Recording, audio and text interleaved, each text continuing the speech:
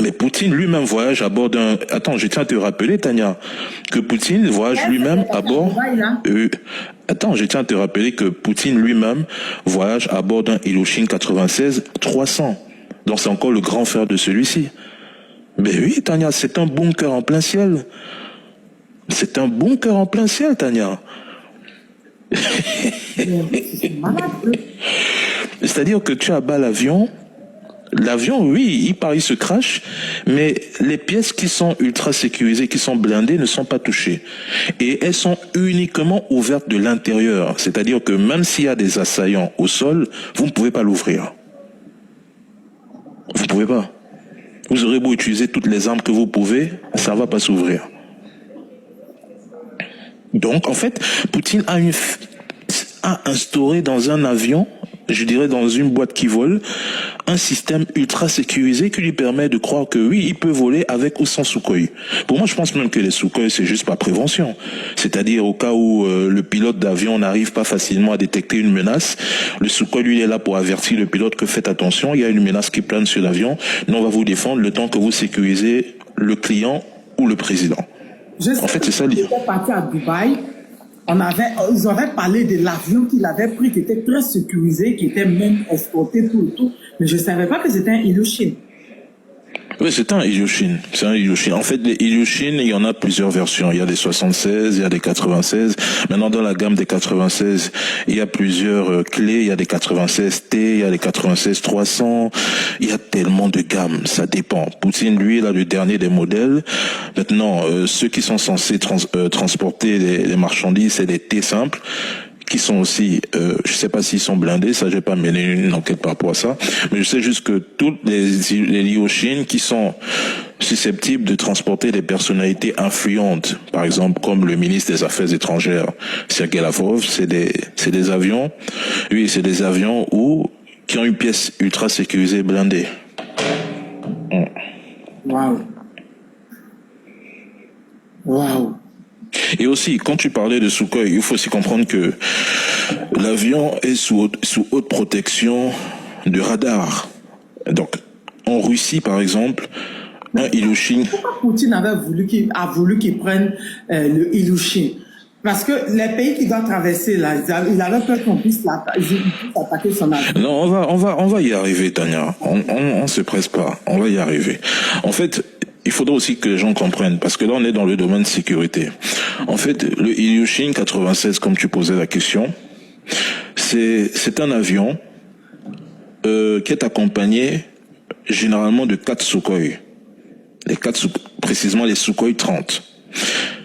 Attention, cet avion est accompagné de 4 Sukhoi 30 dans un espace non hostile.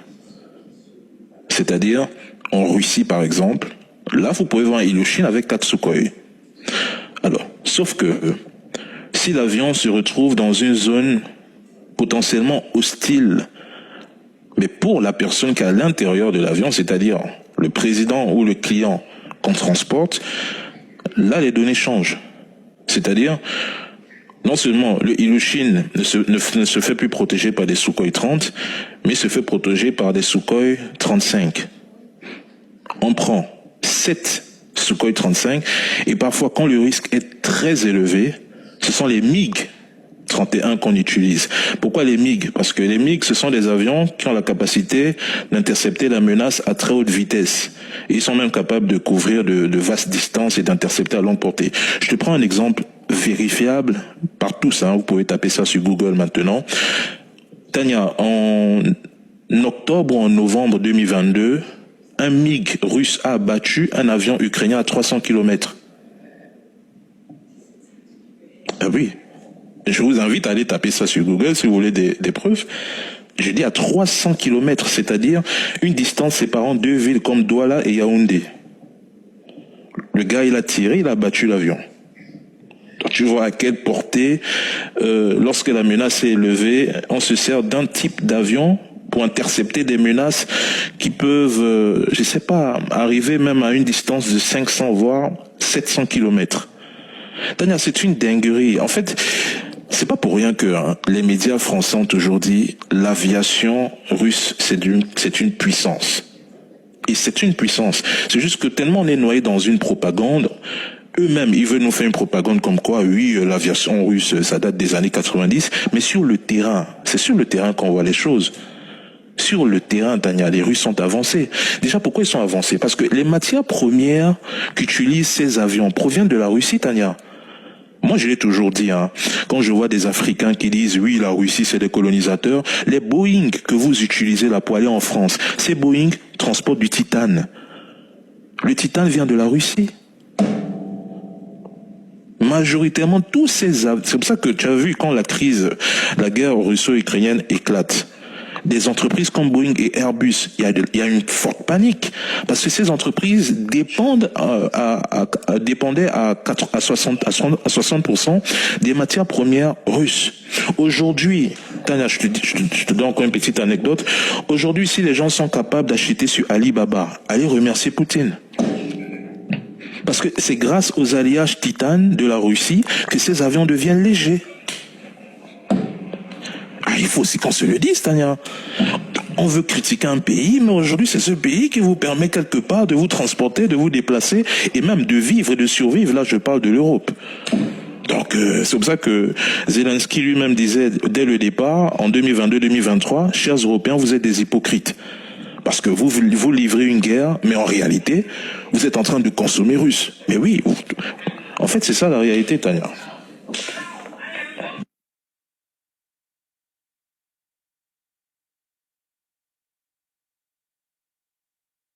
Ton micro est muté, Tania. Désolé. Les services de renseignement russes. On dit, Poutine a dit au capitaine de ne pas prendre son avion et qu'il va lui envoyer un avion adapté parce que les services de renseignement russes ont eu vent que s'il se déplace, on peut abattre son avion. Ils ont parlé de la France et deux pays. Non, abattre, c'est en fait nous sommes dans un contexte qui est très différent. Son Excellence Traoré est célèbre, il est connu. Alors, le plan de déstabilisation n'est plus le même. Je suis désolé. Tu ne déstabilises pas quelqu'un qui est aimé du peuple et qui est soutenu par des Africains. Il y a une méthode, il y a une manière. On réorganise tout le plan. C'est-à-dire que si on avait pour objectif de l'éliminer avec une Kalachnikov, on va passer par la méthode la plus douce. Ils ne peuvent pas abattre un avion. Ils peuvent saboter un avion sans laisser de traces. C'est-à-dire que, par exemple, un hélicoptère qu'Ibrahim prend, boum, subitement... La manière du président d'Iran qui est décédé, là, ça s'est passé là. Oui, mais ils sont champions dans ça. Je pense qu'historiquement, on a eu ce cas en Afrique. Un président africain, j'oublie juste son nom, un président africain était mort de la même manière. Je pense, voilà, c'était à Centrafrique. En Centrafrique, le père de l'indépendance centrafricaine a été éliminé. Il est mort à bord d'un hélicoptère. C'est, je crois, 10 à 15 ans plus tard qu'on a soupçonné la France. Parce que, effectivement, quand l'hélicoptère se crache, on découvre aucune preuve, aucune traçabilité. Et malheureusement, il n'y avait aucune trace parce que c'est la France elle-même qui menait ses enquêtes. Mais à la fin, quand les autorités locales ont décidé de rouvrir le dossier, on s'est rendu compte que la France pourrait être impliquée. Mais tu vas pas accuser ce pays aussi facilement comme ça. Wow. Oui, Boganda, merci Arago. Merci. La France, Dani. Qu'ils apprennent qu'on envoyait Ilouchi. Pendant que eux ils ont accueilli, pendant que Macron lui a accueilli Ahmed Al-Shara, selon toi, il va penser quoi? Avec toute... Non mais Tania, il n'y a rien à penser. Je pense que le message, il est officiellement clair. Ibrahim, c'est l'AES. Je pense que comme vous l'avez vu en Russie, il portait une tunique. À côté de son épaule, c'était écrit AES. Je pense que tout le monde l'a vu. Aujourd'hui, que ce soit Traoré... Ah, mais revoit encore mieux. Et sa tunique, à côté, c'était écrit AES. Donc, que ce soit Ibrahim Traoré... à l'extérieur, que ce soit Assimi. Ok. Que ce soit Assimi à l'extérieur, que ce soit le général Tchani à l'extérieur, lorsque un se déplace, il représente les autres. C'est assez clair, le message, il est limpide. Mais tu sais aussi, Tania, moi, j'irai un peu plus loin. Je crois que faire voyager Ibrahim Traoré dans l'Iochin 96, c'est un geste que je qualifierais d'autrement symbolique, stratégique et tactique. C'est un signe fort de protection, hein, et de reconnaissance. Déjà d'entrée de jeu, cela indique une chose très importante. Traoré est sous le bouclier russe, au même titre qu'un président russe. Donc, je pense que c'est une manière de dire à l'Occident, ne touchez pas à Ibrahim Traoré, ou vous touchez à la Russie. C'est une interprétation aussi facile et limpide qu'on pourrait faire. Aussi, cet avion présidentiel, comme je le disais tantôt, il est inviolable. Militairement, difficilement traçable sur le plan de vol. Parce que quand, par exemple, tu prends le vol, un gars comme un président comme Ibrahim Traoré prend le vol, tu vas constater que le plan de vol, il est secret. Il ne s'affiche pas sur les radars. Je te ramène encore pour ceux qui ont une courte expérience sur l'exfiltration de Bachar al-Assad. Ceux qui ont vu cette exfiltration, rappelez-vous, l'avion a disparu des radars. Vous vous en souvenez tous? L'avion a disparu, les gens disaient qu'il fallait faire accident, il était mort. Non, ne dis pas les gens, faut bien préciser l'Occident. Oui, non, Tania, ne dis pas les gens. Non, dis l'Occident, les médias, l'Occident a... Oui, ils n'ont... Oui. Je me rappelle, c'est vrai, parce que lui, tu as dit, le Ilushi, il disparaît des radars, il brûle les radars.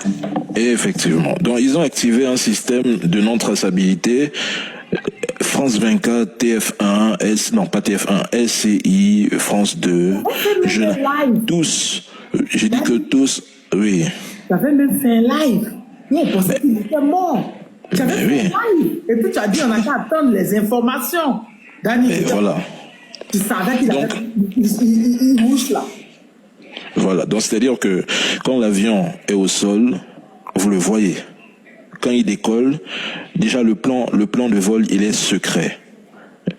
Uniquement le FSB au courant où l'avion, quelles sont les routes aériennes que l'avion va emprunter. Donc, il n'y a que eux qui sont au courant. Donc, dès que l'avion décolle, sur les radars, tout disparaît. Vous allez beau utiliser toutes les technologies de la planète, vous n'allez pas le trouver.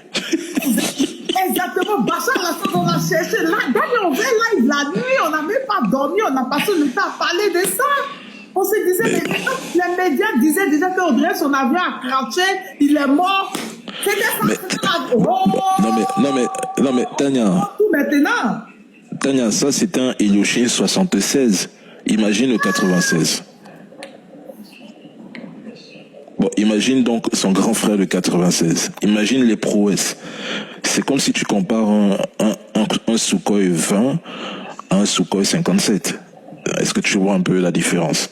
Rappelez-vous, quand les rebelles là, les terroristes avaient commencé à fêter, ils disaient qu'il était mort. Tout le monde avait dit que cet avion s'était crashé. Ben voilà. Et en fait, il disparaît en vol, il réapparaît. Une fois, il atterrit. Donc, quand il atterrit, automatiquement, les radars sont capables de retracer. Non, mais Tania, c'est aussi ça, c'est de la technologie aussi, ça fait partie de la sécurité, Tania. La Russie vend la sécurité, il faut pas l'oublier, hein, Tania. La Russie vend la sécurité. Faut peser les mots. Quand Poutine te dit, te protège, non, mets-toi ça en tête, il te protège. On a vu le cas de Bachar al-Assad, hein, parce que je pense pas que si Poutine était derrière Bachar al-Assad, ce gars serait encore vivant. Hein. Il faut être réaliste. Donc... Non, attends, là, je me rappelle de la veille. La veille, donc, en fait, Dani était au courant, en live, il jouait avec nous, en fait.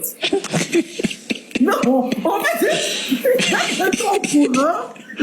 On était là, on disait, hey, il est mort, les gens disent, on dit là, c'est Jean-Paul qui a monté son ordinateur. Dani était au courant. Vous me rappelez, non? Et ça, c'est le 76 qu'il avait. Ouais, c'est 76. Tous les médias du monde le cherchaient. Ils ont même dit que son avion a craché. Parce qu'ils n'avaient pas la capacité de le tracer. C'est ça la vérité. C'est-à-dire que sur le plan technologique, en fait, Tania, tu sais, c'est dans ce genre de détails qu'on comprend l'avancée technologique, de la Chine, voilà, de la Chine et de la Russie. Les Européens ne veulent pas l'accepter, Tania. Les trolls ne veulent pas l'accepter. Les russophobes ne veulent pas aussi l'accepter, les sinophobes aussi. Mais la Chine et la Russie sont à 20 ans d'années-lumière en termes de technologie face aux Européens, 20 ans. Pourquoi ils sont complices là? Pourquoi vous êtes Ouais, mais ils se sont affolés. Par exemple, je vois le défilé qu'il y a eu hier. Les Européens se sont affolés, dire que oui, la Russie déploie sa puissance, mais le gouvernement russe a annoncé qu'ils n'ont déployé que 1 à 2% de leur matériel militaire lors du défilé. Donc pendant qu'on voit la presse qui s'affole dire que oui, la puissance russe a défilé, le gouvernement russe, eux, ils disent que non, mais ce n'était que 1 à 3% de ce que nous possédons. Tania, tous leurs missiles n'ont pas défilé. Tu as vu un Oreshnik défiler? Non. Tu as vu un Satan défiler? Non. Leur char hyper puissant, là, je pense que c'est le Tamak, j'oublie même son nom, ça n'a pas défilé. Il y a plein d'armements dont je connais les noms qui n'ont pas défilé. Même au niveau du ciel, leurs derniers avions de chasse n'ont pas défilé. Donc, il y a plein de choses qui n'ont pas explosé. Donc, en fait, ce n'est qu'une propagande, hein, Tania. C'est une propagande, tout ça. Si ça là, c'est 1%, c'est que nous... Wow! Mais l'Afrique, nous, on n'a rien, on n'a qu'à se taire. C'est quoi cette technologie des sorciers, ils ont là, les Russes? Non, mais je me rappelle des jours de Bachar. Mais les gens disaient qu'il était mort, que les terreaux l'ont tué, que son avion a craché. C'était ça, là, mais cette hypothèse, que son avion